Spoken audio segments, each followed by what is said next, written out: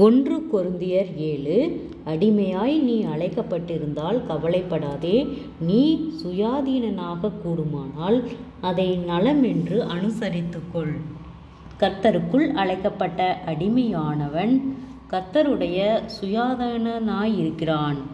அப்படியே அழைக்கப்பட்ட சுயாதீனன் கிறிஸ்துவினுடைய அடிமையாயிருக்கிறான். நீங்கள் கிரயத்திற்கு கொல்லப்பட்டீர்கள், மனுஷருக்கு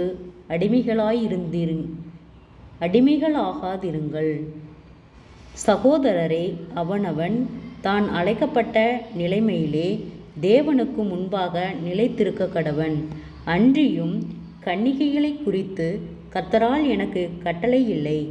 ஆகிலும் நான் உண்மையுள்ளவனாய் இருக்கிறதற்கு கர்த்தரால் இரக்கம் பெற்று என் அபிப்பிராயத்தை தெரியப்படுத்துகிறேன்.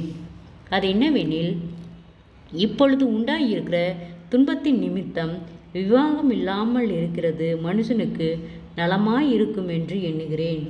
நீ மனைவியோடே கட்டப்பட்டிருந்தால் அவிழ்க்கப்பட வகை தேடாதே. நீ மனைவி இல்லாதவனாய் இருந்தால் மனைவியை தேடாதே. நீ விவாகம் பண்ணினாலும் பாவமல்ல, கன்னிகை விவாகம் பண்ணினாலும் பாவமல்ல. ஆகிலும் அப்படிப்பட்டவர்கள் சரீரத்திலே உபத்திரவப்படுவார்கள். அதற்கு நீங்கள் தப்ப வேண்டும் என்றிருக்கிறேன்.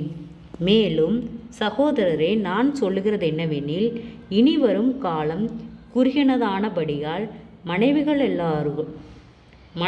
உள்ளவர்கள் மனைவிகள் அல்லாதவர்கள் போலவும், அழுகிறவர்கள் அழாதவர்கள் போலவும், சந்தோஷப்படுகிறவர்கள் சந்தோஷப்படாதவர்கள் போலவும், கொள்ளுகிறவர்கள் கொள்ளாதவர்கள் போலவும், இவ்வுலகத்தை அனுபவிக்கிறவர்கள் அதை தகாத விதமாய் அனுபவியாதவர்கள் போலவும் இருக்க வேண்டும். இவ்வுலகத்தின் வேஷம் கடந்து போகிறதே. நீங்கள் கவலையற்றவர்களாய் இருக்க விரும்புகிறேன். விவாகம் இல்லாதவன் கர்த்தருக்கு எப்படி பிரியமாய் இருக்கலாம் என்று கர்த்தருக்குரியவைகளுக்காக கவலைப்படுகிறான். விவாகம் பண்ணினவன் தன் மனைவிக்கு எப்படி பிரியமாய் இருக்கலாம் என்று உலகத்துக்குரியவைகளுக்காக கவலைப்படுகிறான். அதுபோல மனைவியானவளும் கன்னிகைகளும் வித்தியாசம் உண்டு. விவாகம் இல்லாதவள் சரீரத்திலும் ஆத்மாவிலும் பரிசுத்தமாயிருக்கும்படி கர்த்தருக்குரியவைகளுக்காக கவலைப்படுகிறாள். விவாகம் பண்ணினவள் தன் புருஷனுக்கு எப்படி பிரியமாயிருக்கலாம் என்று உலகத்துக்குரியவைகளுக்காக கவலைப்படுகிறாள். இதை நான் உங்களை கன்னிகையில் அகப்படுத்த வேண்டுமென்று சொல்லாமல் உங்களுக்கு தகுதியாயிருக்கும் என்றும், நீங்கள் கவலையில்லாமல் கர்த்தரை பற்றி கொண்டிருக்க வேண்டுமென்றும் உங்கள் சுய பிரயோஜனத்துக்காகவே சொல்லுகிறேன்.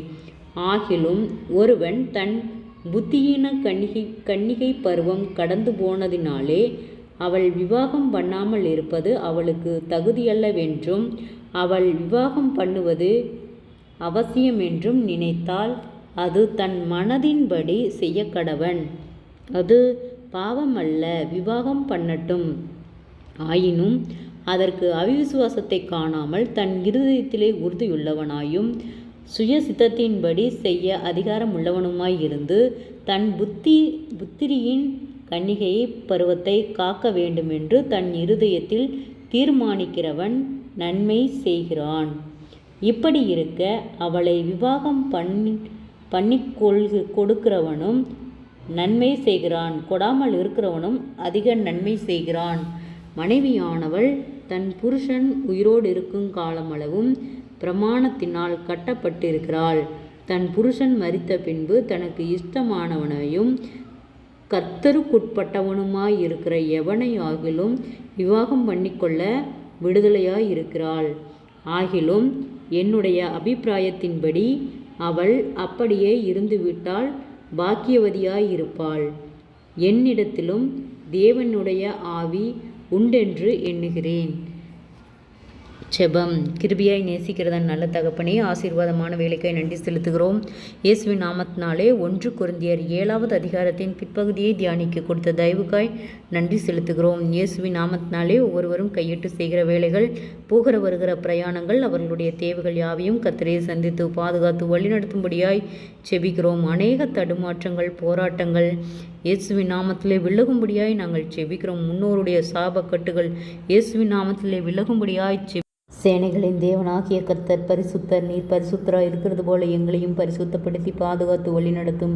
குறைவுகளெல்லாம் கிறிஸ்து இயேசுவுக்குள் மகிமையில் நிறைவாக்கப்படும்படியாய் நாங்கள் ஜெபிக்கிறோம். இயேசுவின் நாமத்தினாலே கொடிய வியாதிகளினாலும் பலவீனங்களாலும் இருக்கிற ஒவ்வொருவருக்காய் ஜெபிக்கிறோம். அற்புத சுக பலன் ஆரோக்கியத்தை கட்டளையிடும். கர்த்தருடைய நாமம் மகிமைப்படும்படியாக ஆண்டவரே, கடன் பாரத்தோடு இருக்கிற ஒவ்வொருவருக்காய் நாங்கள் ஜெபிக்கிறோம். கடன் பார கட்டுகளிலிருந்து கர்த்தர் விடுதலை தாரும்.